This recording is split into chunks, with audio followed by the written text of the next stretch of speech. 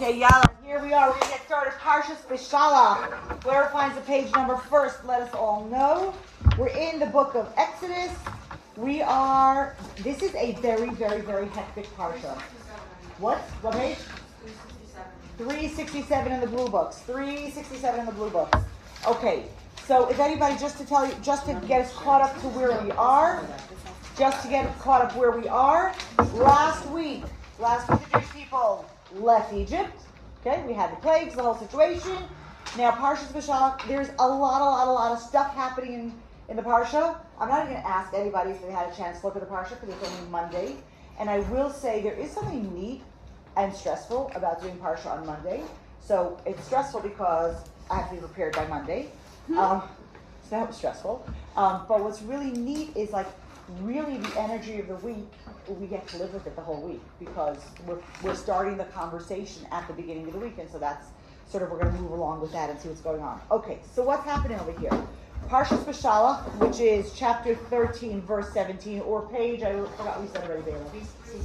367 in one book, another Mayanot on page 6, or 4, or 3, 8, I was close-ish, whatever other page you find. Okay, so what happens? The beginning of the first 4 aliyahs of this parsha are going to talk about crossing the sea.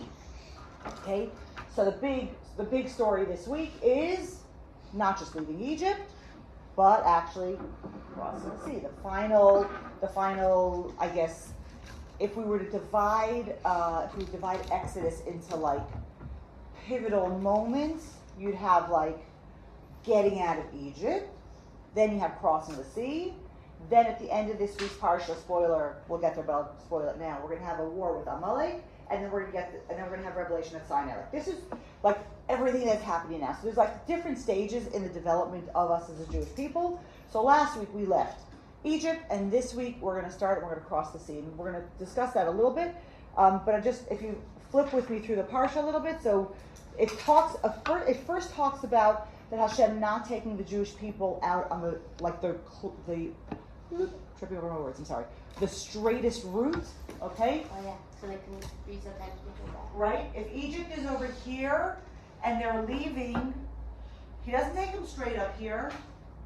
They do this whole wander situation going on over here. In fact, what we call the Yam Suf, right? It's not the Red Sea, it's the Sea of Reeds actually, because the Suf is reeds. It's actually nowhere near where they need to be leaving, okay? And the Medrash actually tells us that we always think of leaving, crossing the sea, like a march forward. And that actually wasn't what it was, right? The Medrash tells us that they crossed basically in a semicircle. And they actually crossed in multiple lines. Every tribe had its own line. So imagine if right, we have 12 tribes, and then there's going to be a 13th route for the people who don't have a tribe, because lots of people came along with them. And essentially they're going to end up coming out about where they went in. Okay? So we're going to have to talk about what's the point of having crossing the sea if you're not going anyplace, and what's the story with that. Okay? I want to just say one quick thing about this.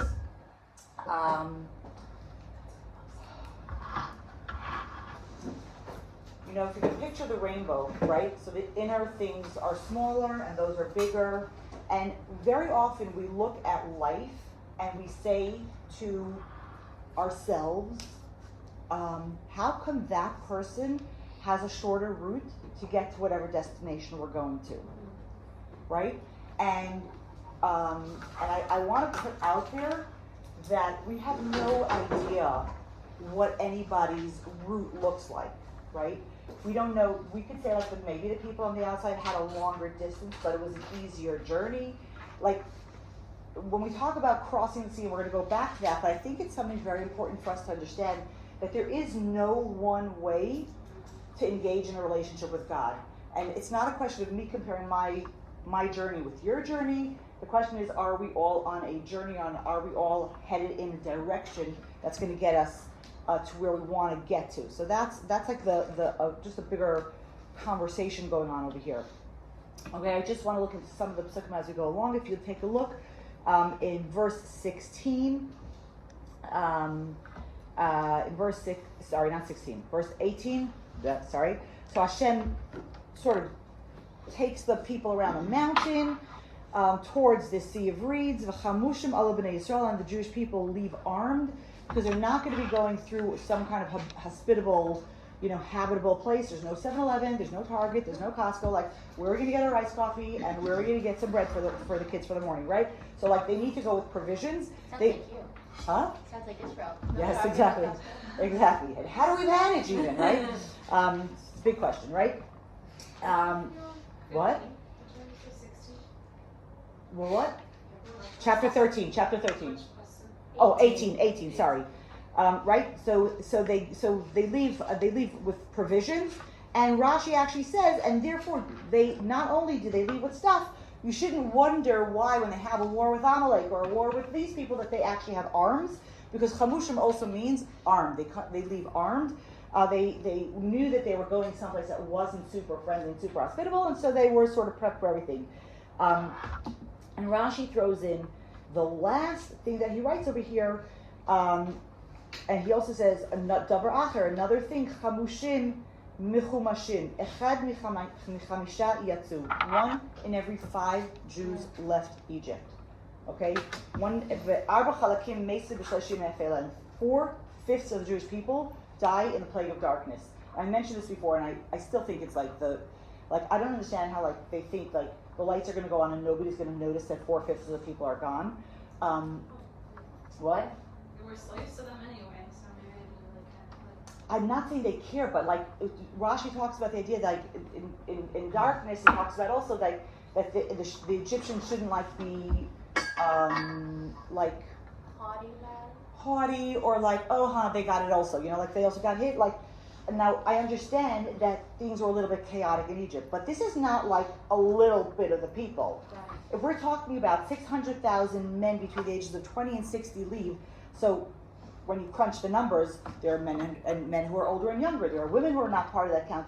The general consensus is between 2 and 3 million people leave Egypt, and that's 1/5 of the people. That's a lot of people to not notice, even if they're only your slaves, right? That's a lot of people. I'm really confused about the numbers. What, 4/5 of them left or 1/5 of them? 1/5 left. 4/5 die in the plague. 4/5 stay. So do they just get assimilated? Rashi says they died, right? Mesu b'shloishes yemei, they died in the 3 days of darkness. I don't know.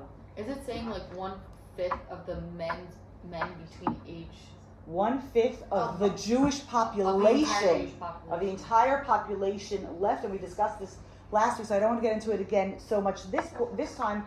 But I think the place of where it's relevant for us is 2 things I want to say. First of all, there are some people who are not everybody's ever meant to make it to redemption. That's just sort of how the numbers go. Every so often, lots of Jewish people get killed.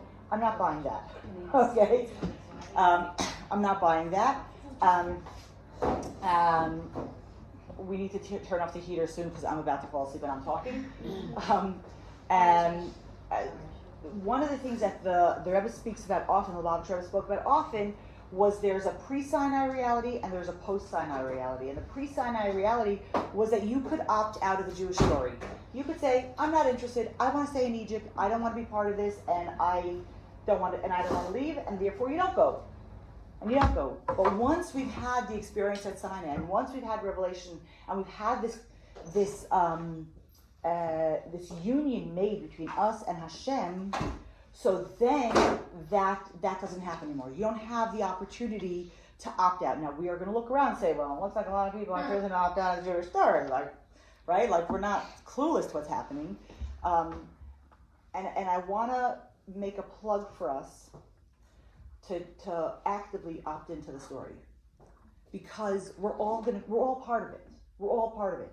And I know I'm speaking to a self-selecting group of people who are actually sitting around the table learning Torah. I get that we're talking to a self-selecting group, but I feel like it's very important for us to understand that it is very important for us to actively opt in, because we're going to be part of it anyway. So do we want to be oh my gosh, this is so I'm so shocked, like I'm so unprepared, or I want to try to be a little bit prepared as best as we can, not quite knowing what's going on, and how am I living my life in a way that is holy and godly, and that's sort of what living Messianic is. Living we talk about a Messianic world or a Mashiach world, it's a place where God is comfortable, right? Right now, there's lots of parts of the world where God's not super comfortable, okay? And our job is not necessarily to go to those places and make him comfortable, right? We talk often about what my job is, but I feel like we all have areas of influence and areas of the people that we come in contact to, and where do we bring God into our story in a way that is comfortable and that is natural and is not weird and crazy and preachy, okay? Because once you do the weird, crazy, preachy thing, like, yeah, that's negative ones. That's not good. No, but where is it so much a normal part of my life that, of course, this is part of the conversation, and then it has an effect. And when we want Hashem to be comfortable in the world, we want it to be comfortable in all parts of the world, you know? Whether we're talking about law, whether we're talking about Hollywood, whether we're talking about New York City, like we're not pointing fingers in any specific places. I'm just saying there's a lot of places that, I just did, right?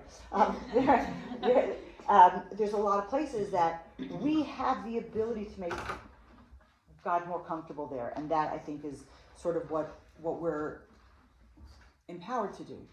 We're empowered to do that because we've had the experience of learning. Penny, you had a question or a comment? Question. Go for it. How is this question about where is God being comfortable? Where are we making place for God? Like into the Parshat this week. Okay. Well, so the reason it's tied in here is because 4/5 of the people in this Parsha, Rashi said we don't want to go. We want to stay in Egypt. We're happy where we are. We're comfortable with our position here. Things have chilled since the plague started. We're good. We don't want to go. And that's really where now the question is: do we have the ability to say, I don't want to opt into the God story. I don't want to have revelation. Well, we only had a revelation once, but I'm saying like that's kind of where that's where it's, to me, it's connected into the Parsha. You could totally disagree with me, by the way. Okay, but that's where I see it connected. Okay. The next thing we have is that Moshe is going to go take Yosef's bones with him, and they're going. They're getting ready to leave, and they leave. Okay, and it talks about that there's this pillar of light and this cloud that's leading the Jewish people, and God. There is the expectation that we are going to hustle. Just imagine for a second the expectation from God is that the Jewish people are going to go from being slaves. Okay, granted, the last year has been kind of a little bit more relaxed. There's been plagues going on. Egypt's been a mess, so like they're not being so enslaved for most of that time. But the expectation is that they're going to leave Egypt, they're going to go to Sinai, and they're going to go into the land of Israel. And they're going to be an autonomous God people in the land. And the expectation is in a very short amount of time, they should be able to do this. Now, here's a spoiler, we know that that's not what happens, right? It was easier to get the people out of Egypt than to get Egypt out of the people. So it does take them longer to sort of work it out. And we'll talk about it in a different parsha. But so here they start going and they're leaving, and all of a sudden the Egyptians hear that the Jews are not coming back. So it's interesting. I was talking to my father yesterday, and so the Egyptians, surprised, what are they going to do? They're going to come chase the Jewish people to get because they lost their slaves. Last week we raised the question. I don't know if we did it in class or it was in my Shabbos table, so I apologize if it wasn't with you guys. We were talking about why did the Jews have to borrow vessels from the Egyptians? Was that here? Mm-hmm. Huh? We didn't discuss it here? Anyway, last week it talks about borrowing the vessels, and we were saying, like, why wouldn't they just give it? Like, wouldn't they ask, why would they borrow it?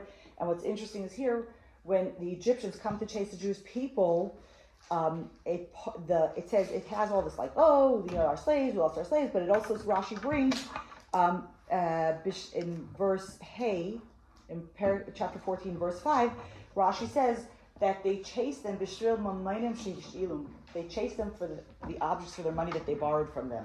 So if we were to sort of play that to what seems to me to make the logical sense is like one of the reasons we have to borrow it is so that the Egyptians end up with one more plague essentially, one more punishment.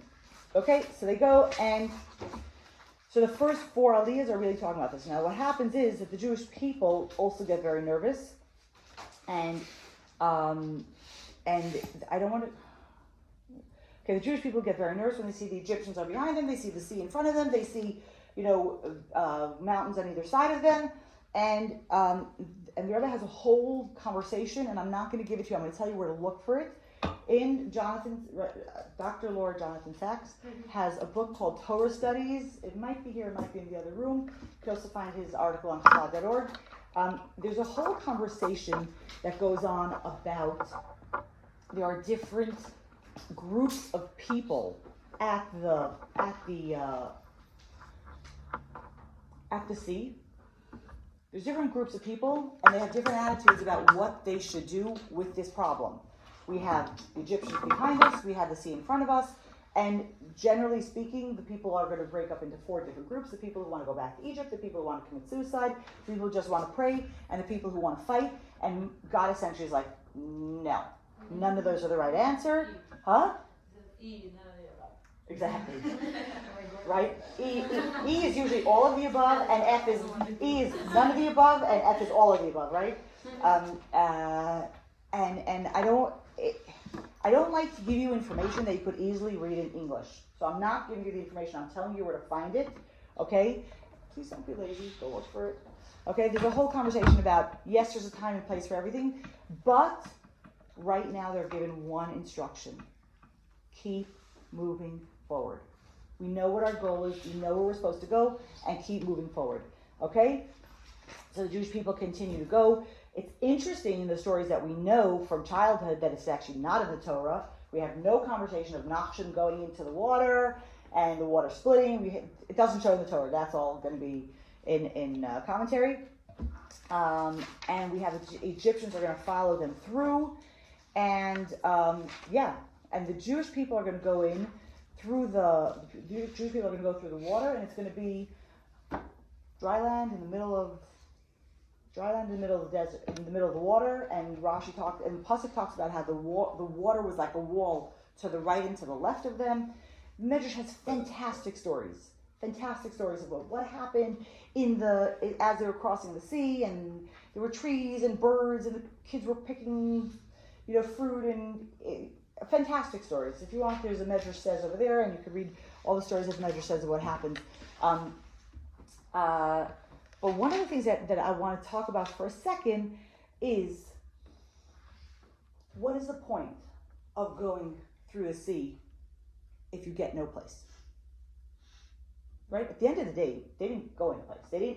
You always think they crossed the sea and went there. They didn't. They crossed in a semicircle, sort of like an angle semicircle. They don't go any place. Yeah, they don't go any place. They each try. So what was the point of that? We know Hashem doesn't make miracles for nothing. So what's the point of crossing the sea if you go no place? And Chassidus has a very, very, very long conversation based on the Gemara and different other sources about what is the difference between the land and the sea, right? So one of the so the Talmud tells us that everything that exists on the land also exists on the sea. Now, what is the most obvious difference between the land and the sea? You can breathe on one. We can breathe. We can breathe on We one. can breathe on one. We can't breathe on the other, right? And another very obvious distinction is that we land dwellers can very easily feel disconnected from our source, right? We are connected to the land, but we can very easily not feel a connection. Anything that lives in the water always feels connection. If you take it out of the water, it's not just we're going to dry off. We're going to die, right? It doesn't matter if you're coral, if you're a shark, if you're a little fish situation, right? If you're a sashimi. Whatever, right? Now, does anybody know, this is like a knowledge grab, what was the blessing that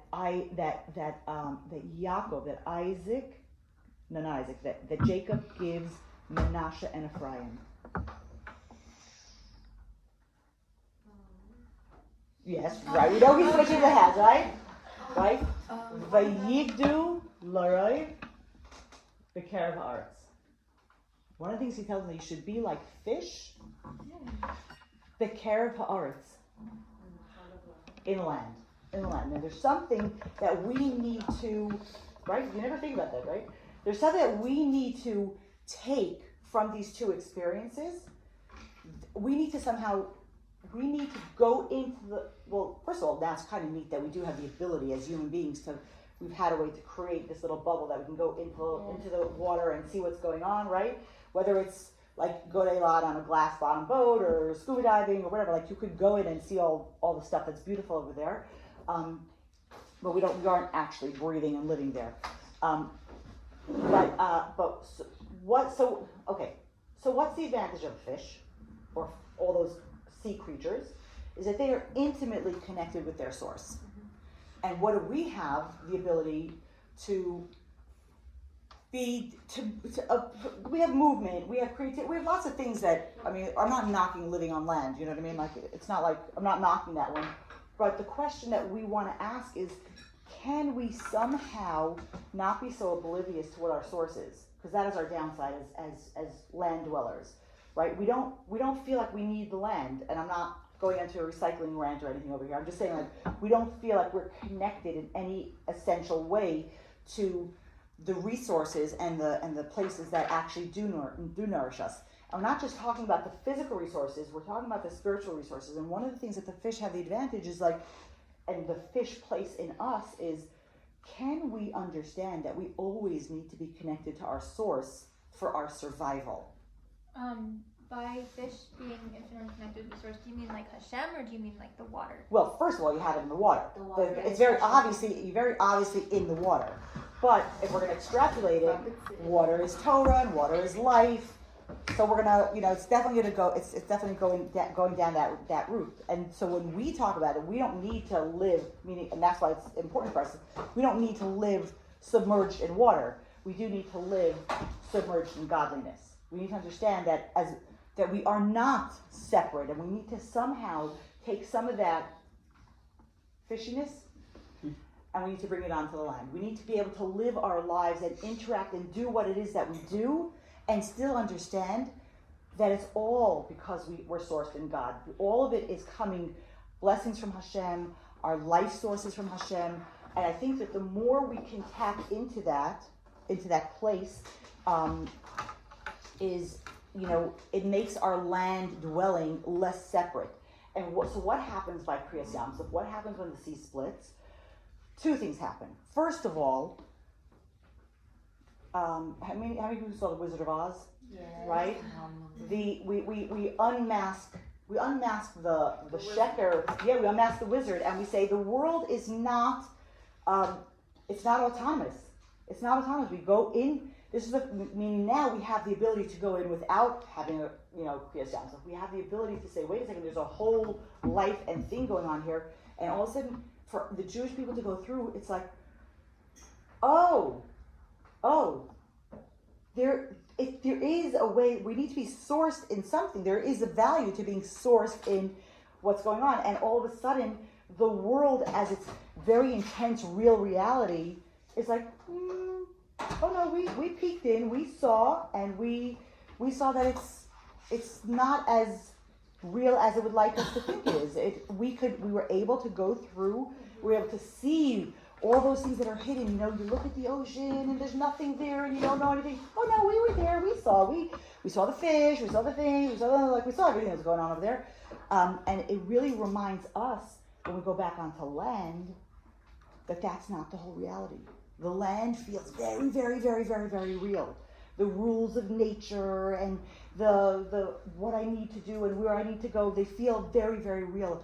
And the fact that we once crossed the sea reminds us, oh, this isn't so real. There is a reality that isn't this reality that wants to portray itself as the be all and the end all. It isn't. There's a seriality, and we have to somehow put those two pieces together. We need to be who we are. We need to. Do not take this as license to slack off and to not be, and not to try, and not to do. No, that's not what I'm saying. But with all that, to understand, there's a blessing from Hashem. And how do we do it? And why are we doing it? Are we doing whatever it is that we're doing? And it doesn't matter what it is that we're doing. Are we just doing it so everybody should know who I am? And I'm so famous, or am I doing it because I want to shine God's light in areas that only I have the ability to shine God's light? Whether it's neighborhoods, whether it's people, whether it's encounters, whether it's jobs, whatever it is. Where am I shining God's light? And I have the ability because I once saw the truth. And the truth is that the land is not everything that there is. We've got a whole sea reality, and we also have that in ourselves, and we have that place of being connected to Hashem in a way that we don't have it anyplace else. There's all kinds of other stuff that we're not going to get into. Okay. The next thing that I want to touch on is, so the Jews get through the sea, the Egyptians come in. What happens to the Egyptians? Nothing good. Nothing good. Got to drown it and nothing good. Two good answers. Okay? And what happens when they come through on the other side? They're crossing through the whole night. Parenthetically, just for a timeline, the Jews leave Egypt. They're going for 3 days. After 3 days, Pharaoh's spies go back and they're not stopping. So they go back.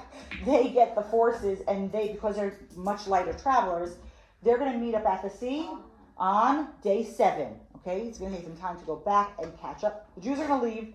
3 days later, the Egyptian spies are going back. The Jews are keeping, that doesn't make sense in English. The Jews keep moving forward, right? So it takes them a day or so to move quickly back, get the army, come back, and they're going to catch up to the Jews. It's going to be day 7. So if we talk about on Pesach, the last day of Pesach, is when we actually have the splitting of the sea. So that's like the culmination of Pesach. It's going to be 7 days later. I didn't know there were spies that went along with them. Oh, nothing new under the sun, honey. Rashi brings it. Rashi says there were what do they call them?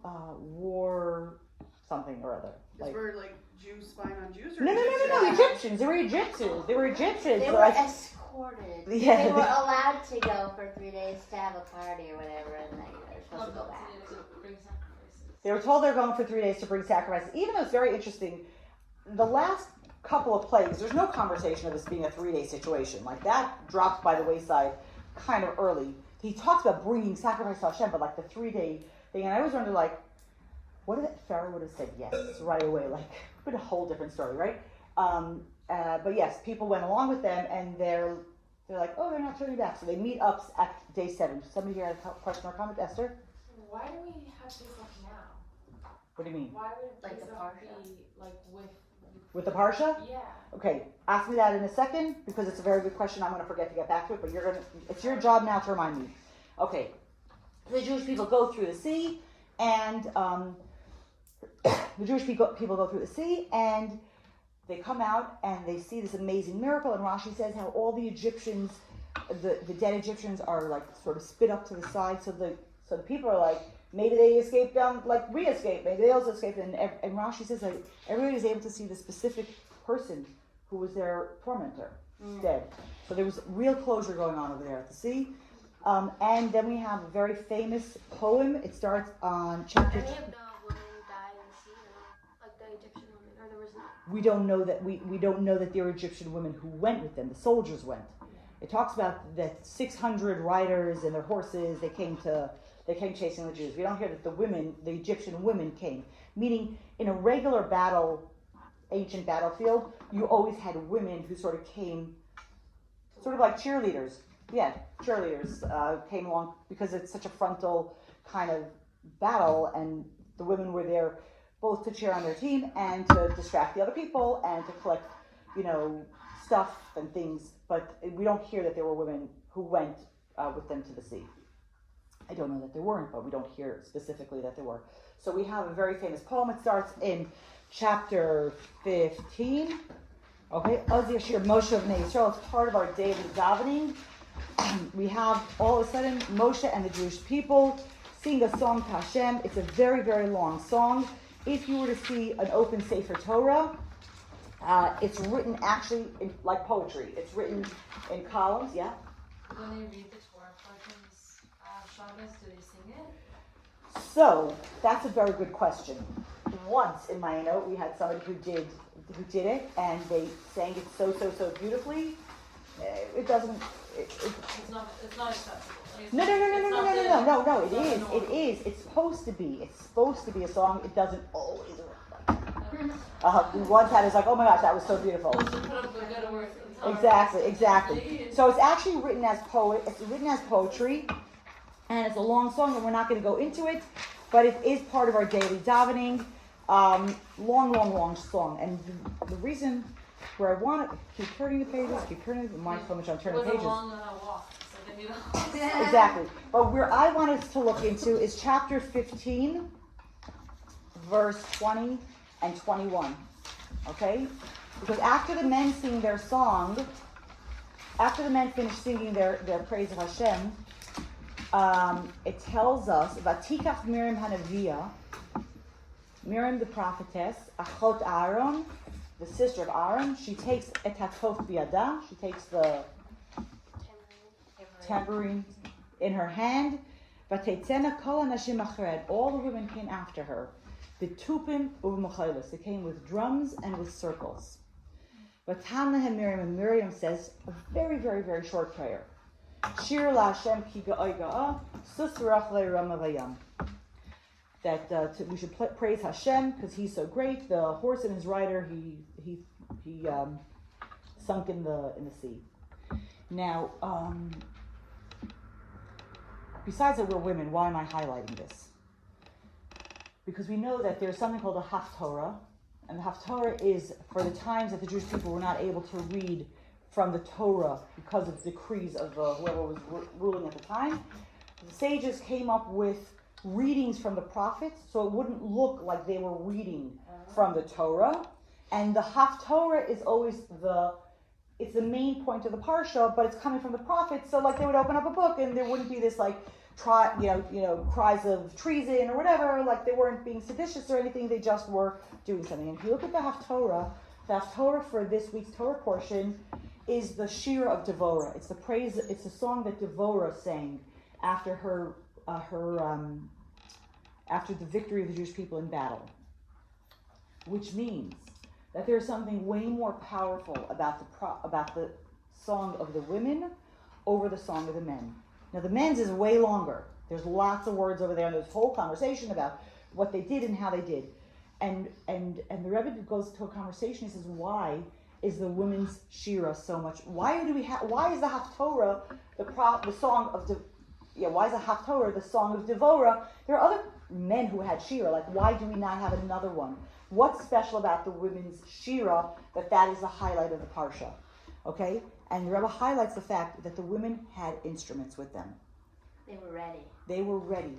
They were ready. Not only that, Miriam was the one who shepherded the people, specifically the women, from when she was a young girl. Her name Miriam comes from the root of mar. It was bitter. She was born at the most bitter part of the exile, and her position was to bring hope.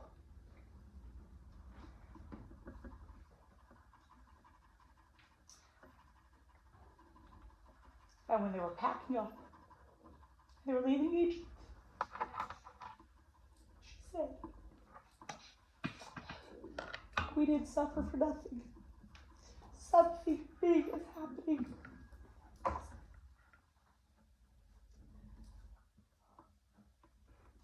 God's going to do great stuff for us. And we want to thank Him. We don't know what it is, and we don't know what it's going to look like. But we're going to be ready. And the women who had suffered so much.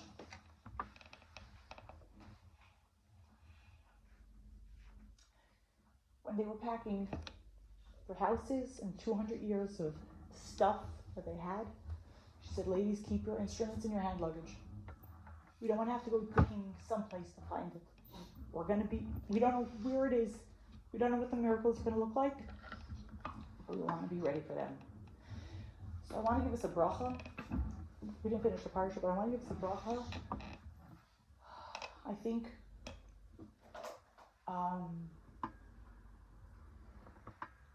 we're always a little bit surprised when things happen, but we shouldn't be caught unawares. We should be ready to say thank you to Hashem. We should be ready for, I mean, everybody always, I think everybody always thinks, every period in Jewish history, we think like, this has been the worst and it can't possibly, we've had that feeling often. And I feel like, for sure, over the last, 2 years in our personal little lives, it's been pretty intense, and good things are happening. Good things are going to come, and we should be ready. We're going to be a little bit surprised. I'm going to be honest. I think we're going to be a little bit surprised, but we shouldn't be shocked. We shouldn't be like, whoa, like in a way. And then we're sort of like, oh my gosh, that was like so awesome. Did you see what God did? Like, let's say thank you. And like they were just so shocked, and then we're like, oh no, we knew we were going to have something amazing. We didn't know what it was going to look like, but we knew we were going to have something. So I want to give us a bracha that we should be ready. You gotta start carrying your flute with you. You never know. You never know. Yeah. So that's something to think about in this parsha. We talk, generally, just as a general observation, I feel like the women were always on the God side. Whenever we had, whatever, anything, golden calf or God, women are on the on the God side. Spies or go to Israel, not go to the land of Israel. The women were always on the God side. The men had a little bit more of a hard time sometimes getting over the open-hearted belief part in Hashem's goodness. So we have it in good authority. Okay, so they get through the sea. Parsha's not over yet. Got a lot of stuff happening. The next thing that's going to happen is they're going to go for 3 days. There's not going to be any water. Okay? Now, can we agree that 3 days in the desert with no water? What? Yes. It's really bad. And I want to say something. Hashem doesn't say, wow, look, they held out for 3 days. Like 3 days. Has anybody ever taken a trip with children?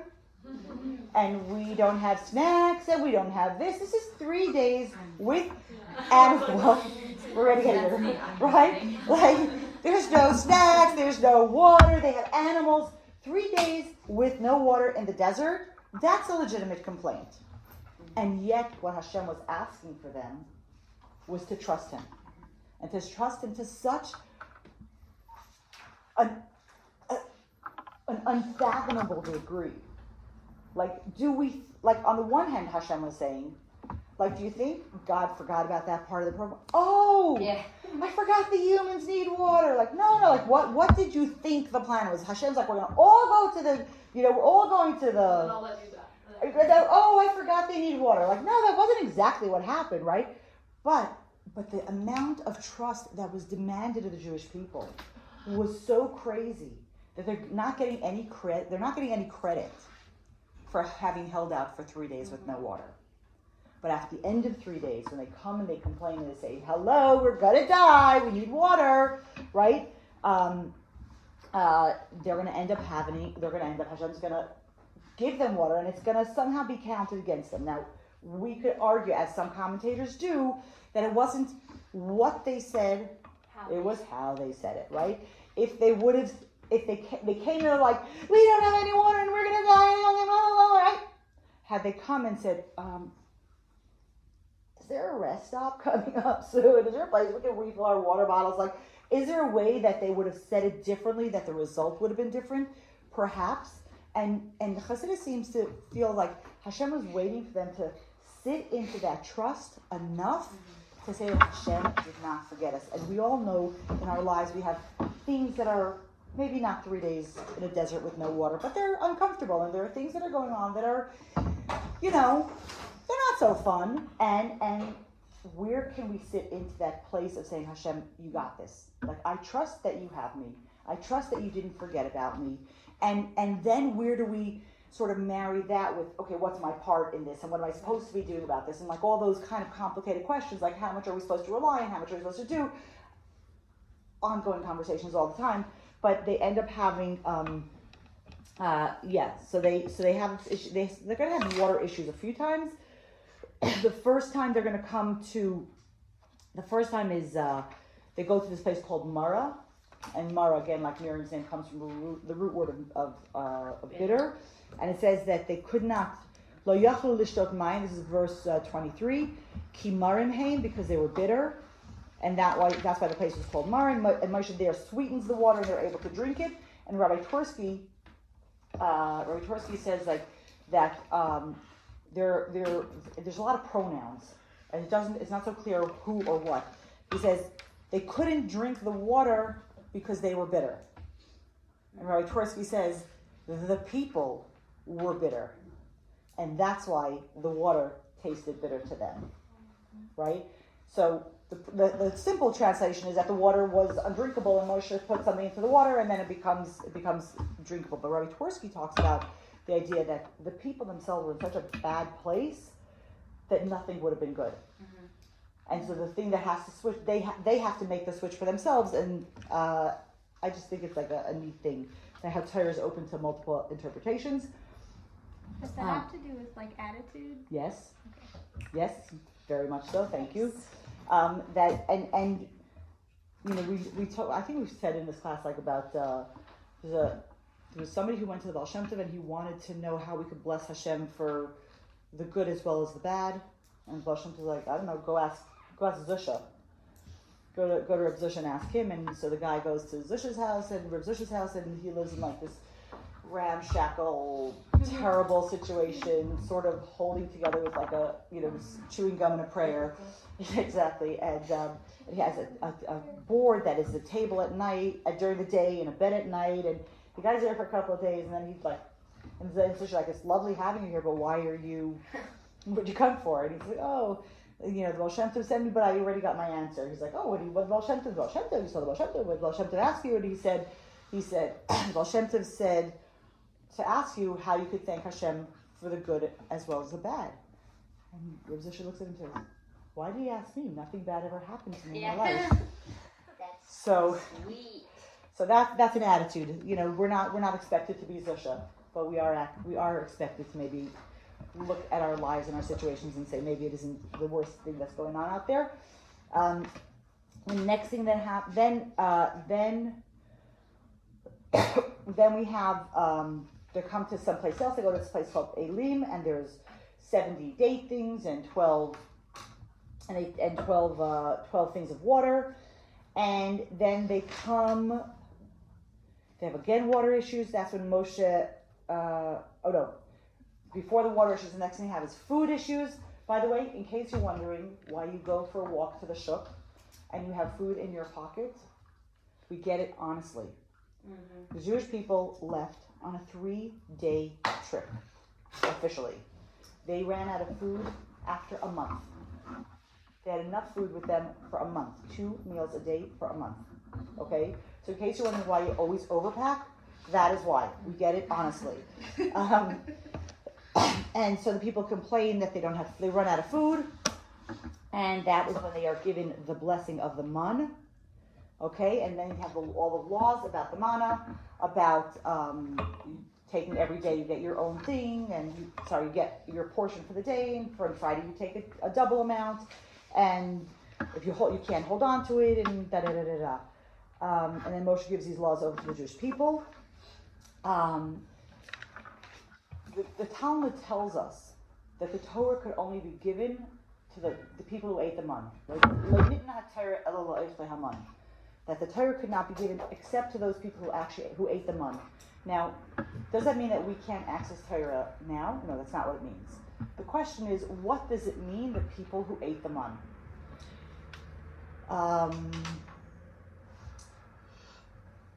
My husband is a child of survivors.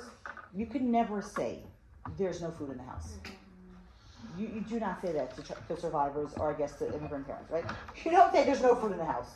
You could say, I don't like the food. Well, you can't say that either, right? But you can't say there's no food in the house, because there is always something in the house, right? The Jewish people in the desert, when they went to sleep at night, there was no food in the house. There was no house? They had tents, whatever it was. There was nothing. They had nothing in their house, and they had to rely 100% on Hashem that it was going to come the next day, and they were going to have it in the morning. And that absolute by the way, one other thing about the man which freaks me out is that first of all, the man it's like a physical embodiment of spiritual food. Okay, it's called lechem min hashamayim. It's bread from heaven. All of our bread and every food that we eat has gone through multiple processes to make it. Whether we had to plant it, whether we had to cook it, grind it, pick a fruit off a tree, digest it. All of that stuff is like we're separating the good from the bad. The food that the man was directly from Hashem.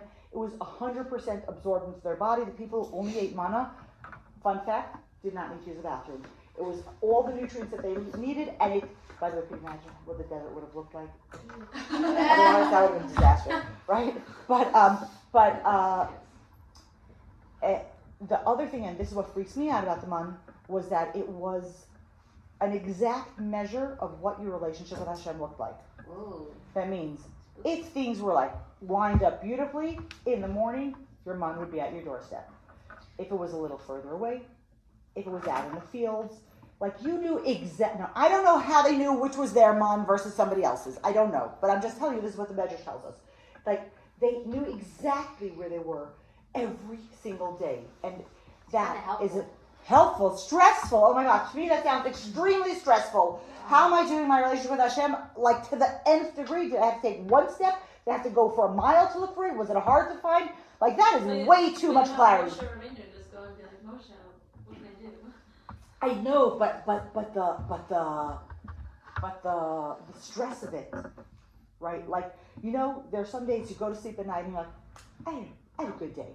Like today was like some days we go to sleep and like we kind of feel like the day jived and everything went nicely and we did all the things we wanted to do and we could you imagine the next morning it's not at your doorstep? Like whoa, like now what do I do? Like this sounds very stressful to me. But so they're given the man. They also in this parsha they're going to hear about. They're going to get Moshe's going to hit the rock and they're going to have the water. And the last thing that's going to happen over here is we're going to have a war with Amalek. Yes. If 1/5 left, that means only 20% made it out. Correct. So the 20% made it. They fully believed. 80% did not. So the 20%, if they were already considered the top of the top, how could it be that throughout the desert they had the relationship get worse? Well, I want to say, like, first of all, it's a great question. The question is not, did the relationship get worse?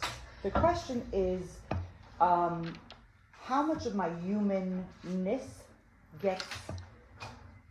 blocks the reality that I'm seeing? And the other thing, and this is the harder thing to think about, how much of a diet of miracles makes normal living not so livable? Remember, this is a people who had 10 plagues. They literally saw like miracle after miracle after miracle. They saw the sea split. They're going to have revelation at Sinai. They have manna falling down. Like they are living on miracles. When you ask them to do anything that's not miraculous, they're like, we don't know how to do that. We don't know how to do that. We don't know how to. When Hashem says, go to the land of Israel and be, the government and the police and the farmers are like, no, we can't do that. We can't do that. We can have a relationship with Hashem when we have manna falling from heaven and water from a rock and Moshe teaching us Torah. Like we can't do all that stuff and have a relationship with Hashem. We don't multitask that well, right? So it's going to be a learning process of how do you. I think we often don't give ourselves enough grace for the things that we're doing well and the places that we're still struggling. It's okay to keep struggling. To say that we know something intellectually doesn't mean that we automatically, it makes it smooth all the time. It's smooth today and then tomorrow we wake up and we didn't actually have a good night's sleep and we didn't, and that's life. That's part of the human condition. We're not angels. Like once we get the message, we're like totally on board, right? We're human, we do it, and we take one step forward, we take a step backward, and we are trying to figure out how to own it in a way that's really, organically ours, and still true to ourselves. I think we don't give them enough grace. And I will say on the side thing, when the Torah, it sounds like the Jewish people just were so outrageous the whole desert. They really weren't. They were really, really struggling the first year after they leave Egypt, and the last year before, year and a half after they leave Egypt, and the last year before they go into the land of Israel. We hear nothing about the Jewish people for like those 37 years in the middle. 37, 38 years, we hear nothing. Because we have nothing to learn from people who have everything lined up and everything's working properly. Like, once they're in the groove and they're having a relationship with Hashem, we don't learn anything from that space. Because we could do that also. If you're, if you got enough sleep and you ate properly and you have all your needs met, of course you can have a relationship with Hashem. That's not the trick. The trick is, what do we do when we don't have enough water? What do we do when we don't have the food?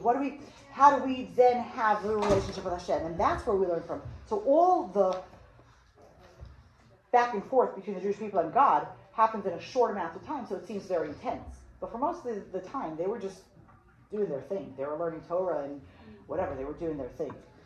So then, if they were so, I guess, used to the supernatural and the miraculous and these like obvious miracles or projection of holiness in God, and all they wanted to do was like learn, and anything that was mundane was like completely unappealing to them.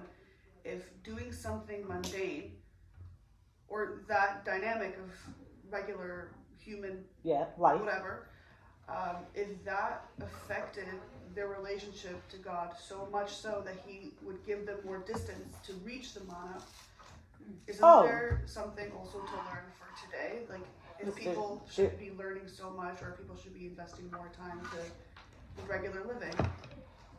I hear what you're saying. I don't have any source to agree or disagree with you except my gut. My gut is not always the best source for anything.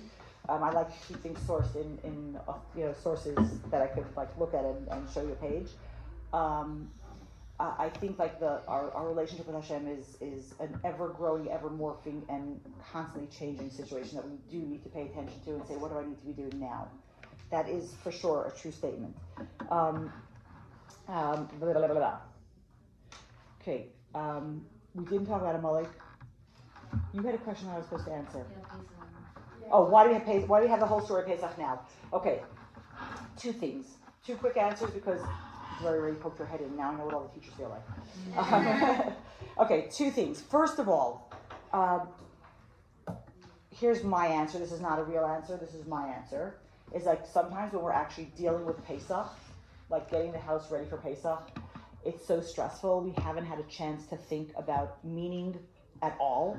We've thought about like getting rid of chametz and doing kinds of stuff like that. So when you sit down at the Seder and you're like, oh, this looks vaguely familiar because we talked about it in the Parshat class like months ago. So like that's my not serious answer. But my serious answer, my more serious answer, even though that is a real answer by the way, as somebody who's made Pesach for many, many years, it's actually there have been years where like sit down to the Seder and all I thought about Pesach was not meaning. We know that Pesach, the holiday Pesach, comes out in the spring, right? And that has to do with the way the Torah tells us Pesach has to be in the spring. But from a headspace, we all feel better when the sun is shining, right? So there, on a physical level, you are able to reach for redemption when everything is lined up and everything is good and the sun is shining and things are good.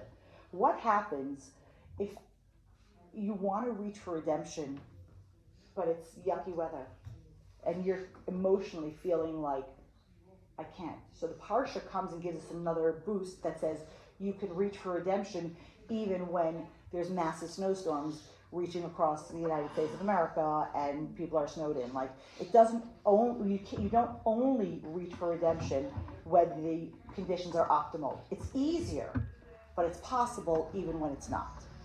Okay? So I want to give us a bracha, and I want one thing to tie it in. This week has a special name. This week is called Shabbos Shira.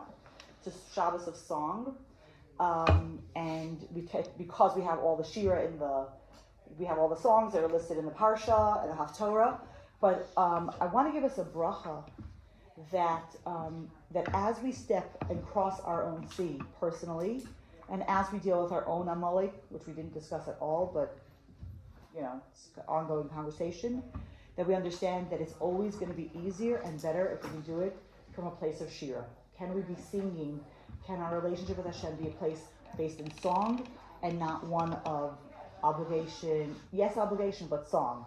Not like this, but this. Okay? So I want to give us a bracha that yes, we hear our song, we sit into our song, and we own it in a way that's beautiful and special and uniquely ours. Have an awesome rest of the day.